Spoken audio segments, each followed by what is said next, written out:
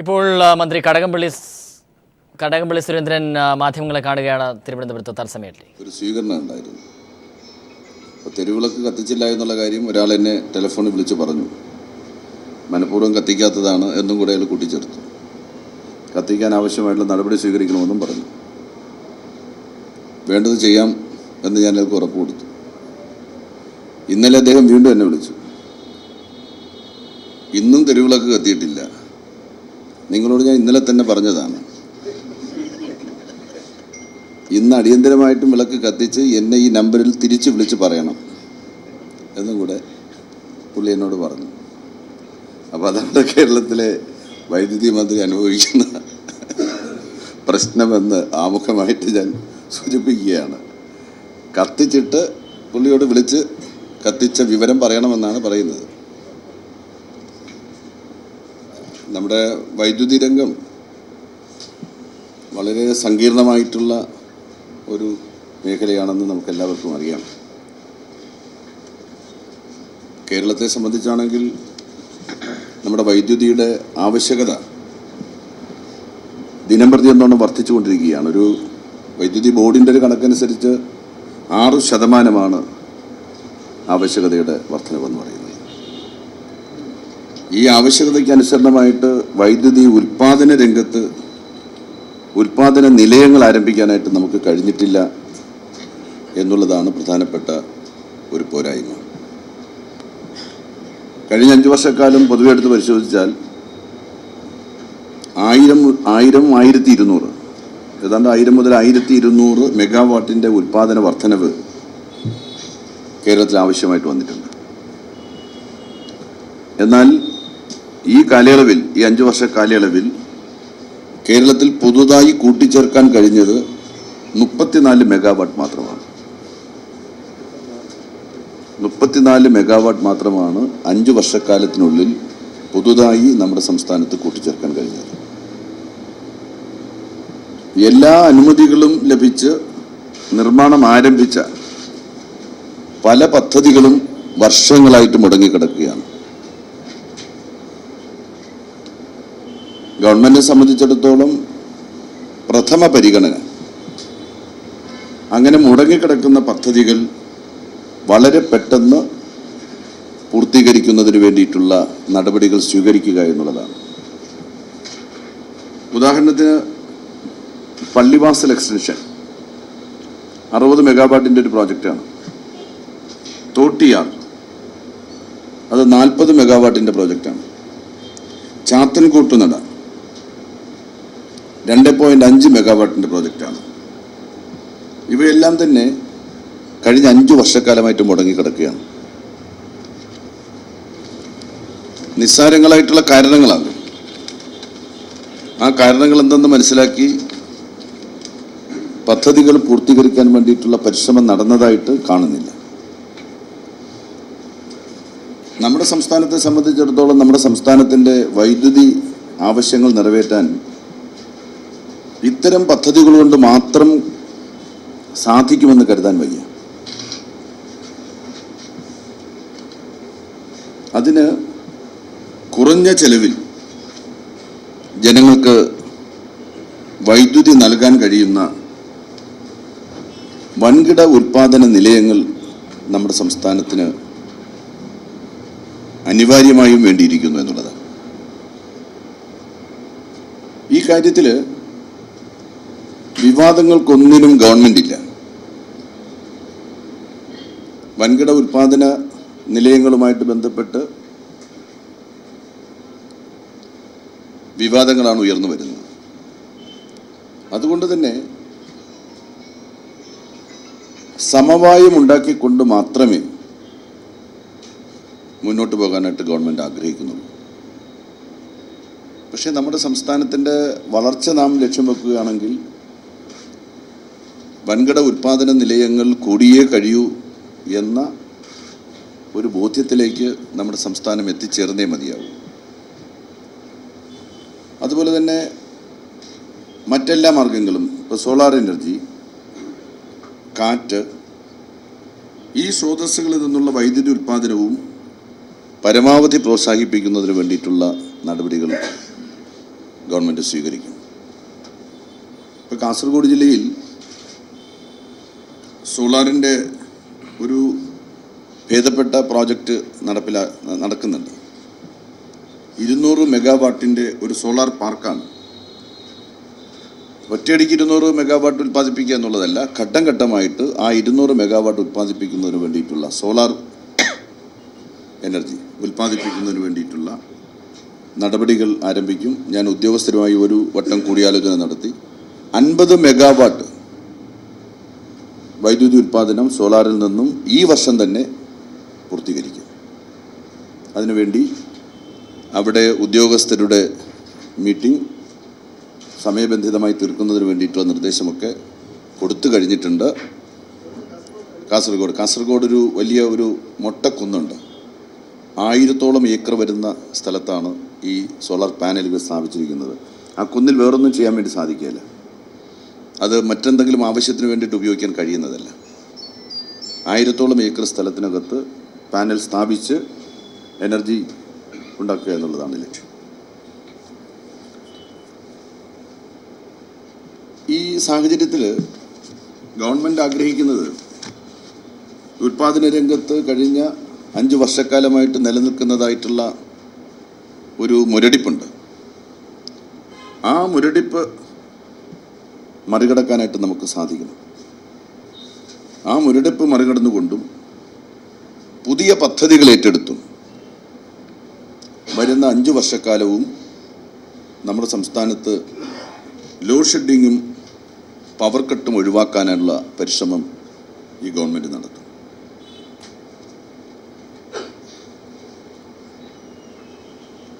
ഉൽപ്പാദന മേഖല കഴിഞ്ഞാൽ പിന്നെ പ്രധാനപ്പെട്ട മേഖല പ്രസരണ രംഗമാണ്. ഉൽപ്പാദന മേഖല പോലെ തന്നെ പ്രസരണ രംഗത്തും വർഷങ്ങളായിട്ട് മുരടിപ്പ് തുടരുകയാണ്. ഈ കഴിഞ്ഞ വേനൽക്കാലത്ത് ഈ പ്രസരണ രംഗത്തുണ്ടായിട്ടുള്ള ഈ തളർച്ചയുടെ ഈ മുരടിപ്പിൻ്റെ ഭാഗമായി വേനൽക്കാലമായപ്പോൾ പല പ്രദേശങ്ങളിലും വൈദ്യുതി എത്തിക്കാൻ കഴിയാത്തതായിട്ടുള്ള സ്ഥിതിവിശേഷം ഉണ്ടായിട്ടുണ്ടായിരുന്നു. അതിൻ്റെ ഭാഗമായിട്ട് ധാരാളം നിയന്ത്രണങ്ങൾ വൈദ്യുതി ബോർഡിന് ഏർപ്പെടുത്തേണ്ടി വന്നു എന്നാണ് കണക്കുകൾ പരിശോധിച്ചപ്പോൾ കാണാൻ വേണ്ടിയിട്ട് സാധിച്ചത്. വേനൽക്കാലത്ത് അങ്ങനൊരു അവസ്ഥയുണ്ടായി എന്നുള്ളത്. വോൾട്ടേജ് ക്ഷാമത്തിൻ്റെ പരാതികളുടെ പ്രളയമായിരുന്നു യഥാർത്ഥത്തിൽ ഈ വേനൽക്കാലത്തുണ്ടായത്. കഴിഞ്ഞ കുറച്ച് കാലത്തിനിടയിൽ വോൾട്ടേജ് ക്ഷാമത്തിൻ്റെ പരാതികൾ ശക്തിയായിട്ട് വന്നതായിരുന്നു കഴിഞ്ഞ വേനൽക്കാലം. അതെല്ലാം പ്രധാനമായിട്ടും ഈ പ്രസരണ രംഗത്തെ നമ്മുടെ വേണ്ടത്ര സീരിയസ് ആയിട്ട് നമ്മൾ ആലോചിക്കാതെ പ്രവർത്തിക്കാത്തതിൻ്റെ ഭാഗമായിട്ടുണ്ടായിട്ടുള്ളതാണ്. ഒരു ചെറിയ കണക്ക് വൈദ്യുതി ബോർഡിൻ്റെ കൈവശം തന്നെയുണ്ട്. 2006-2011 5 വർഷക്കാലം 94 സബ്സ്റ്റേഷനുകളുടെ നിർമ്മാണവും പൂർത്തിയാക്കലും നടന്നു. 94 സബ്സ്റ്റേഷനുകൾ പൂർത്തീകരിച്ചു. ആ സ്ഥാനത്ത് 2011 മുതൽ 2016 വരെ 35 സബ്സ്റ്റേഷനുകൾ മാത്രമാണ് പൂർത്തീകരിക്കാൻ സാധിച്ചത്. ഈ വ്യത്യാസം ഈ പ്രസരണ മേഖലയെ വല്ലാതെ ബാധിച്ചിട്ടുണ്ട്. നമ്മുടെ ആവശ്യകത വർദ്ധിക്കുന്നുണ്ട്. അതിനനുസരിച്ച് പ്രസരണ രംഗത്ത് പുതിയ സബ്സ്റ്റേഷനുകൾ, പുതിയ ലൈനുകൾ ഒക്കെ സ്ഥാപിക്കുക എന്നുള്ള നിലയിലേക്ക് നമുക്ക് പോകാൻ കഴിയാത്തതായിട്ട് സ്ഥിതി വന്നിട്ടുണ്ട്. ആവശ്യത്തിനനുസരിച്ച് വന്നിട്ടില്ല. ഇപ്പോൾ ഒരു പ്രധാനപ്പെട്ട ഒരു പ്രശ്നം നമ്മുടെ മുന്നിൽ നിൽക്കുന്നുണ്ട്. അത് ഈ കൂടംകുളം നിലയത്തിൽ നിന്നുള്ള വൈദ്യുതി എത്തിക്കേണ്ട 400 kV ഇടമൺ കൊച്ചി ലൈൻ, അതിൻ്റെ നിർമ്മാണം വർഷങ്ങളായിട്ട് മുടങ്ങിക്കിടക്കുകയാണ്. കോട്ടയത്താണ്. എന്തുകൊണ്ടാണെന്നറിയില്ല. നമ്മുടെ മുൻ മുഖ്യമന്ത്രി ശ്രീ ഉമ്മൻചാണ്ടിയുടെ മണ്ഡലത്തിലാണ് ഏതാണ്ട് 18 കിലോമീറ്റർ ദൂരത്തിൽ ഇതിൻ്റെ നിർമ്മാണം 5 വർഷമായിട്ട് മുടങ്ങിക്കിടക്കുന്നു. യഥാർത്ഥത്തിൽ പ്രസരണ രംഗത്ത് വലിയ നഷ്ടം വൈദ്യുതിക്ക് ഉണ്ടാവുകയാണ്. ആ 18 കിലോമീറ്റർ കൂടെ ലൈൻ വലിക്കാൻ കഴിഞ്ഞിരുന്നു എങ്കിൽ വലിയ പ്രസരണ നഷ്ടം കൂടാതെ കൂടംകുളത്തെ വൈദ്യുതി നമ്മുടെ നാട്ടിലെത്തിക്കാൻ സാധിക്കുമായിരുന്നു എന്നുള്ളതാണ്. ഇപ്പോൾ വളഞ്ഞ് തിരിഞ്ഞ് വരുന്നതിൻ്റെ ഭാഗമായിട്ട് ധാരാളം നഷ്ടം പ്രസരണ രംഗത്തുണ്ടാകുന്നുണ്ട്. അദ്ദേഹവും വേണ്ടത്ര അത് ശ്രദ്ധിക്കാത്തതാണോ, അതല്ലെങ്കിൽ അവിടെ ഉയർന്നു വന്നതായിട്ടുള്ള ചെറിയ ചില പ്രതിഷേധങ്ങൾ. അന്ന് റബ്ബറിനൊക്കെ നല്ല വിലയുണ്ടായിരുന്ന കാലമാണെന്നാണ് പറയുന്നത്. അന്ന് റബ്ബർ മരങ്ങൾ കുറച്ച് മുറിച്ച് മാറ്റേണ്ടതായിട്ടുള്ള ഒരവസ്ഥയുണ്ടായിരുന്നു. അപ്പോൾ റബ്ബർ കർഷകരുടെ ഒരു പ്രതിഷേധം വന്നു. ആ പ്രതിഷേധത്തിൽ ഈ 18 കിലോമീറ്റർ ദൂരത്ത് ലൈൻ വലിക്കാൻ, ബാക്കിയെല്ലാം 80 കിലോമീറ്ററോളം ബാക്കി ലൈൻ വലിച്ചു കഴിഞ്ഞിട്ടുണ്ട്. അപ്പോൾ ഇതങ്ങനെ സ്റ്റാൻഡ് നിൽക്കുകയാണ്. ഈ പ്രസരണ രംഗത്തെ കുറവുകൾ പരിഹരിക്കാൻ ഗവൺമെൻറ് ബോർഡിലെ ഉദ്യോഗസ്ഥരുമായിട്ട് ആ വിഭാഗത്തിൻ്റെ തലവന്മാരും അതുപോലെ ഉദ്യോഗസ്ഥരുമായിട്ടൊക്കെ കൂട്ടായിട്ടുള്ളൊരു ആലോചന നടത്തിയിട്ടുണ്ട്. ഒരു ദീർഘകാലമായിട്ടുള്ള ആവശ്യം, വളരെ കുറച്ച് ദിവസത്തേക്ക് വേണ്ടിയിട്ടില്ല, കേരളത്തിൻ്റെ ഭാവിയെ പൊതുവെ കണ്ടുകൊണ്ട് ഒരു മാസ്റ്റർ പ്ലാൻ തയ്യാറാക്കണം. അത് സമയബന്ധിതമായിട്ട് നടപ്പിലാക്കണമെന്നാണ് ഗവൺമെൻറ് ആഗ്രഹിക്കുന്നത്. പിന്നെ വരുന്നത് വിതരണ രംഗമാണ്.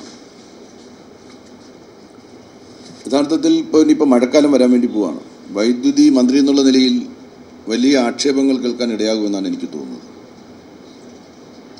ഞാൻ വൈദ്യുതി ബോർഡുമായിട്ട് ഈ മഴക്കാലത്തെ പ്രശ്നങ്ങൾ എങ്ങനെ കൈകാര്യം ചെയ്യുമെന്നുള്ളതിനെക്കുറിച്ച് ചർച്ച ചെയ്യുമ്പോൾ ഒരു വല്ലാത്ത അവസ്ഥയാണ്. കാരണം മഴക്കാലത്തിന് മുമ്പായിട്ട് ലൈനിലെ അറ്റകുറ്റപ്പണികളെല്ലാം തന്നെ പൂർത്തീകരിക്കേണ്ടതാണ്. പക്ഷേ മഴക്കാലത്തിന് മുമ്പ് പൂർത്തീകരിക്കേണ്ടതായിട്ടുള്ള അറ്റകുറ്റപ്പണികളൊന്നും തന്നെ ഇതുവരെ പൂർത്തീകരിച്ചിട്ടില്ല, ഇതുവരെ ചെയ്തു തുടങ്ങിയിട്ടില്ല. കേരളത്തെ സംബന്ധിച്ച് അതിന് നമുക്ക് പറയാനൊരു കാര്യമുണ്ട്. അത് തെരഞ്ഞെടുപ്പായിരുന്നു എന്നുള്ളതാണ്. ഇലക്ഷൻ ഏതാണ്ട് 2 മാസക്കാലത്ത്, തെരഞ്ഞെടുപ്പ് കാലത്ത് ലൈനൊന്നും ഓഫാക്കാനായിട്ട് ആരും സമ്മതിക്കില്ലെന്നാണ് ഉദ്യോഗസ്ഥർ പറയുന്നത്. എല്ലാവരും ഇടപെടും. ലൈൻ ഓഫാക്കിയാലല്ലേ ലൈനിൻ്റെ അറ്റകുറ്റപ്പണികൾ ചെയ്തു തീർക്കാൻ വേണ്ടി സാധിക്കും. ഫലത്തിൽ ഈ ജൂൺ 1-ാം തീയതിയോ 2-ാം തീയതിയോ മഴ പെയ്തു തുടങ്ങിയാൽ വൈദ്യുതിയുടെ വിതരണത്തിൻ്റെ കാര്യത്തിൽ വലിയ പ്രശ്നമുണ്ടാകുമെന്നുള്ളതാണ്.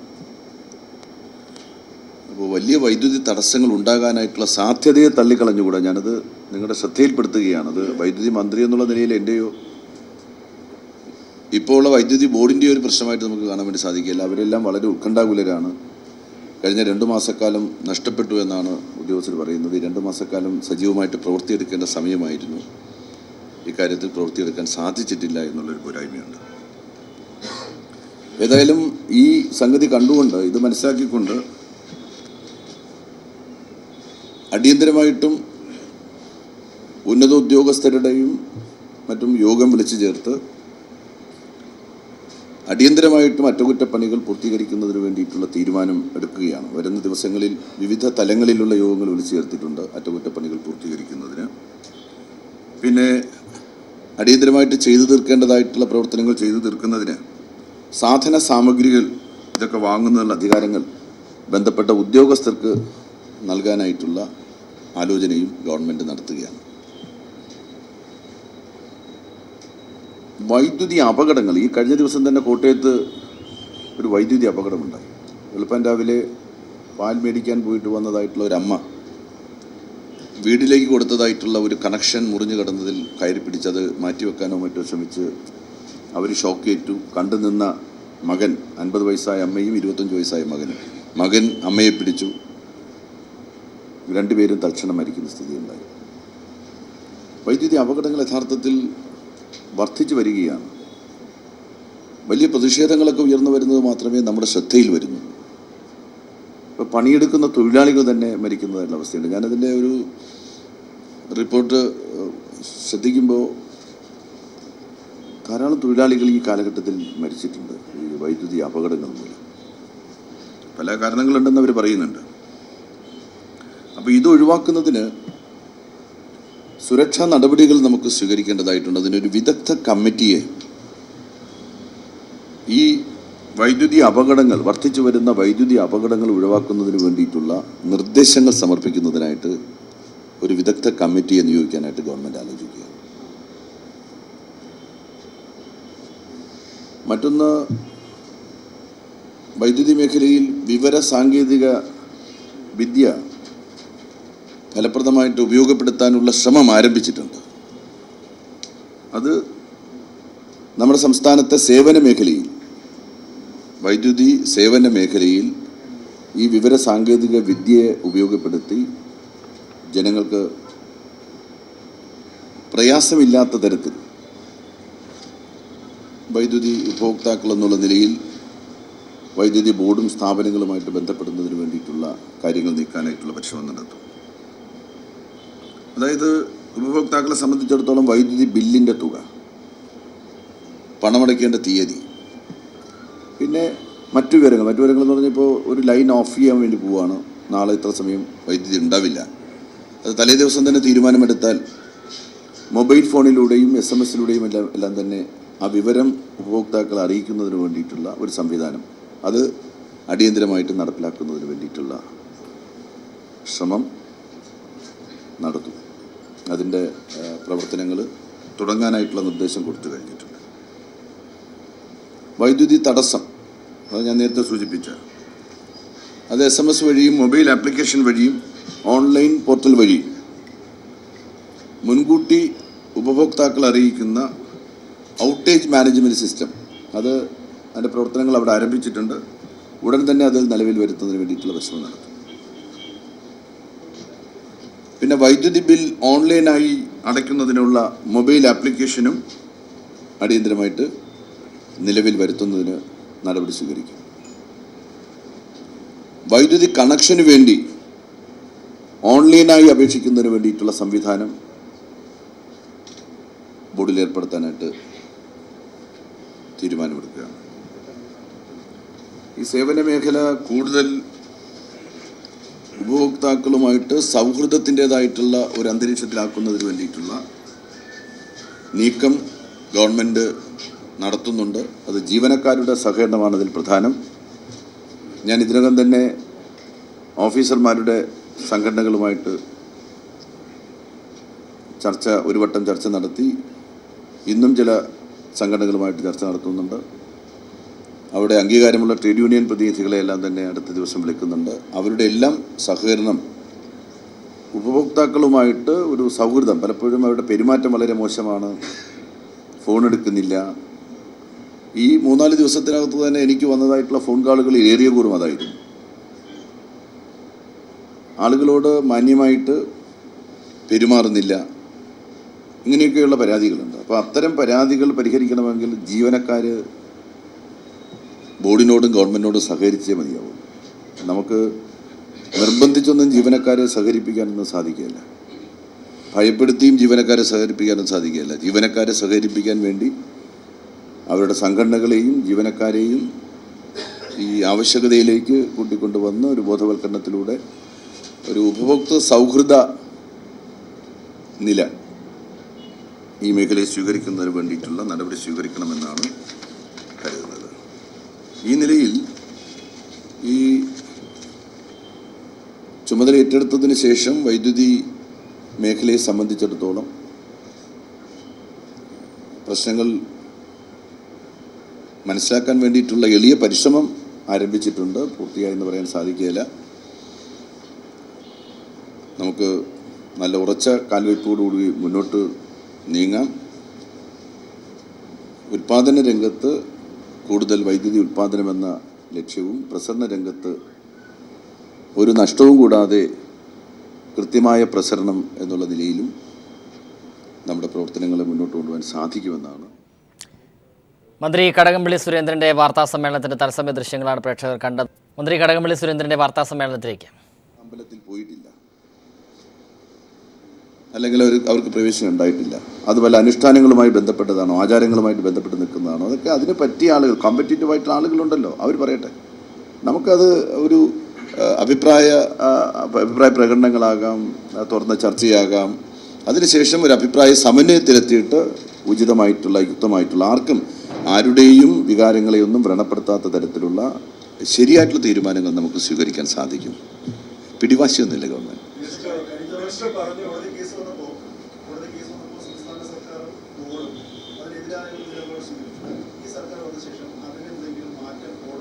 ഇല്ല, ഒന്നും അറിയിച്ചിട്ടില്ല. നിലവിൽ നിൽക്കുന്നതായിട്ടുള്ള നിലയേ ഉള്ളൂ. അതിനുശേഷം എന്തെങ്കിലും ചെയ്യണമെന്നുള്ള കാര്യം ഞങ്ങൾ ആലോചിച്ചിട്ടില്ല. ഇടതുപക്ഷ ജനാധിപത്യ മുന്നണി കൂട്ടായിട്ട് ഇക്കാര്യം ആലോചിച്ചിട്ടില്ല, ഗവൺമെൻറ് ആലോചിച്ചിട്ടില്ല.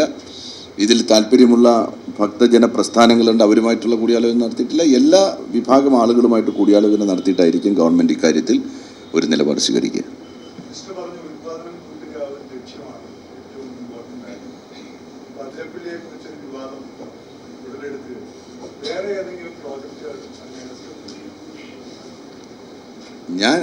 ഞാൻ ഇനി അടുത്ത വിവാദത്തിലേക്കൊന്നും പോകാനായിട്ട് ഞാൻ ശ്രമിക്കുന്നില്ല. അതിരപ്പള്ളി എന്ന് പറഞ്ഞത് തന്നെ വിവാദമായി എന്നാണ് ഞാൻ മനസ്സിലാക്കുന്നത്.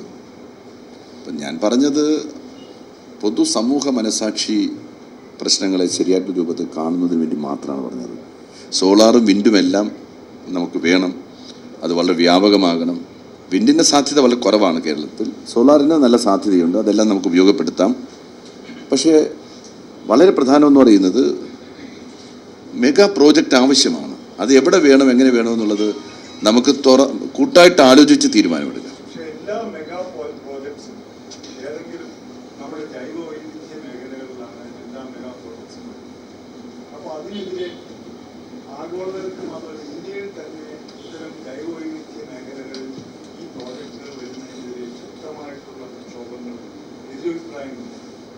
അപ്പോൾ എങ്ങനെയാണ് ആ സാഹചര്യത്തിൽ കേരളം പോലെയുള്ള ഇത്തരം മെഗാ പ്രോജക്റ്റുകൾ?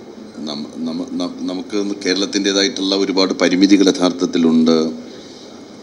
ആ പരിമിതികൾ നിലനിർത്തിക്കൊണ്ട് തന്നെ നമുക്ക് തുറന്ന ചർച്ച നടത്തി, നമ്മുടെ നാടിൻ്റെ പ്രശ്നമാണല്ലോ, എങ്ങനെയാണ് ജൈവ വൈവിധ്യ മേഖലയിൽ വേണോ അതല്ലാത്ത മേഖലയിലാകാമോ, എവിടെയാകാം, നമുക്ക് തുടങ്ങാം, ആരംഭിക്കാം, ചർച്ച ആരംഭിച്ചിട്ട് നമുക്ക് ഗവൺമെൻറ്റിനെ സംബന്ധിച്ചിടത്തോളം ഗവൺമെൻറ്റിന് ഒരു കാര്യത്തിലും പിടിവാശിയില്ല. ഗവൺമെൻറ്റിൻ്റെ ഒരു സമീപനം പറയുന്നു എന്നുള്ളത് മാത്രമേ ഉള്ളൂ. നമുക്ക് ഈ കൊച്ചു പ്രോജക്റ്റ് 2 മെഗാവാട്ടിൻ്റെ 1.5 മെഗാവാട്ടിൻ്റെ 2 മെഗാവാട്ടിൻ്റെ പ്രോജക്റ്റ് കൊണ്ട് വരുന്നൊരു 50 വർഷക്കാലത്തെ കൈകാര്യം ചെയ്യാൻ സാധിക്കില്ല. അതൊരു യാഥാർത്ഥ്യമാണ്. നമ്മൾ ഇരുട്ടിലേക്ക് പോകും. ഇപ്പോൾ നമുക്ക് കാണാം, വൈദ്യുതി പുറത്തൊന്നും വിലയ്ക്ക് മേടിച്ച് മാത്രം എത്ര കാലം നമ്മുടെ വൈദ്യുതി രംഗത്തെ നമുക്ക് കൊണ്ടുപോകാൻ സാധിക്കും? ഇപ്പോൾ മാർക്കറ്റിലെ വിലയ്ക്കനുസരിച്ച് ദൈനംദിനം വില വർദ്ധിപ്പിക്കേണ്ടതായിട്ട് സ്ഥിതിയായിരിക്കും ഒരുപക്ഷെ ഇവിടെ വരിക. ഇനി മാർക്കറ്റിൽ വൈദ്യുതി കിട്ടിയാലല്ലേ നമുക്ക് ലഭ്യമാകുള്ളൂ. അവരുടെ കയ്യിൽ ഉണ്ടാകണ്ടേ വൈദ്യുതി തരാനായിട്ട്. അപ്പോൾ അതുകൊണ്ട് ഈ വസ്തുതയിലേക്ക് പൊതുസമൂഹത്തിൻ്റെ, രാഷ്ട്രീയ പ്രസ്ഥാനങ്ങളുടെ, ബഹുജന പ്രസ്ഥാനങ്ങളുടെ എല്ലാ ശ്രദ്ധ ക്ഷണിക്കുക. എങ്ങനെ ഇതിനെ നമുക്ക് ഓവർകം ചെയ്യാം, അതിനെക്കുറിച്ചുള്ള ഒരു കൂട്ടായിട്ടുള്ള ആലോചന നടത്തുക മാത്രമേ ഗവൺമെൻറ് ഉദ്ദേശിക്കുന്നുള്ളൂ. മന്ത്രി കടകംപള്ളി സുരേന്ദ്രന്റെ വാർത്താ സമ്മേളനത്തിന്റെ സംപ്രേഷണമാണ് കണ്ടത്. തിരികെ കടകംപള്ളി സുരേന്ദ്രന്റെ വാർത്താ സമ്മേളനത്തിലേക്ക്. കാര്യമുണ്ടോ എന്ന് ചോദിച്ചാൽ നമ്മുടെ നാടിൻ്റെ യഥാർത്ഥ പൊസിഷൻ മനസ്സിലാക്കി കാര്യമുണ്ടാകുന്ന നിലയിലേക്ക് എല്ലാവരും മാറി ചിന്തിക്കും. ആതിരപ്പള്ളി മുന്നോട്ട് പോകും. ആതിരപ്പള്ളിയുടെ സ്ഥിതി അല്ല, അത് ഇപ്പം പറയാൻ അത് പ്രത്യേകിച്ച് ക്ലിയർ ആകാനൊന്നുമില്ല. ആ പദ്ധതിയെ സംബന്ധിച്ച് ചില വിവാദങ്ങൾ ഉയർന്നു വന്നിട്ടുണ്ട്. ആ വിവാദങ്ങളെ സംബന്ധിച്ചിടത്തോളം ഇടതുപക്ഷ മുന്നണിയിലും പൊതുസമൂഹത്തിലും വിവാദങ്ങൾ ഉന്നയിക്കുന്നവരുമായിട്ടെല്ലാം കൂടിയാലോചന നടത്താനാണ് ഞങ്ങൾ ആലോചിക്കുന്നത്. ഞാൻ പറഞ്ഞല്ലോ, കൺഫ്രണ്ടേഷൻ്റെ ഒരു പാതയില്ലെന്ന്. ക്ലിയർ ആകേണ്ട വേറെന്ത് കാര്യമാണ്? അത് നടപ്പിലാക്കിയേ പറ്റുമെന്ന് ഞങ്ങൾക്ക് നിർബന്ധ ബുദ്ധിയൊന്നുമില്ല. ജനങ്ങൾക്ക് ആവശ്യമുണ്ട്, നാട്ടുകാർക്ക് ആവശ്യമുണ്ട്, അങ്ങനെയുള്ള കാര്യങ്ങളിൽ മാത്രമേ ഞങ്ങൾ ഇടപെടുന്നുള്ളൂ. ഇതാർക്കും വേണമെങ്കിൽ പിന്നെ അതെ അത് നിങ്ങളെപ്പോലുള്ള ആളുകളുണ്ടെങ്കിൽ അതൊക്കെ വിവാദമാകും. ഇല്ല, വിവാദം ഉണ്ടാക്കുന്നവർക്ക് വിവാദം ഉണ്ടാക്കിക്കൊണ്ടേയിരിക്കാം. അതിലൊന്നും നമുക്ക് അഭിപ്രായ വ്യത്യാസമില്ല. നിങ്ങൾക്ക് അതിനുള്ള സ്വാതന്ത്ര്യമുണ്ട്. നിങ്ങൾ അത് തുറന്നു വിടുക.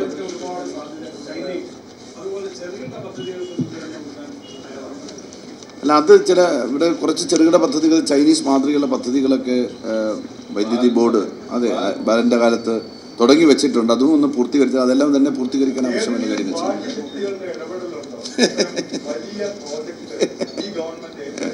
ഏതായാലും അങ്ങനെയുള്ള ഒരു ശക്തിയും ഞാൻ കണ്ടിട്ടില്ല ഇതുവരെയായിട്ട്.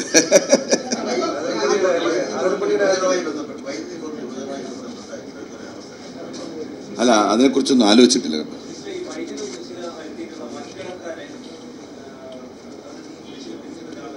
ശക്തമായിട്ടുള്ള നടപടി സ്വീകരിക്കാൻ ഗവൺമെൻറ് സ്ഥാപനങ്ങളാണ് വലിയ കുടിശ്ശിക വരുത്തിയിട്ടുള്ളതെന്നാണ് ഞാൻ ആ കുടിശ്ശികയുടെ ലിസ്റ്റ് പരിശോധിക്കുമ്പോൾ കാണുന്നത്. സ്വകാര്യ വ്യക്തികളല്ല.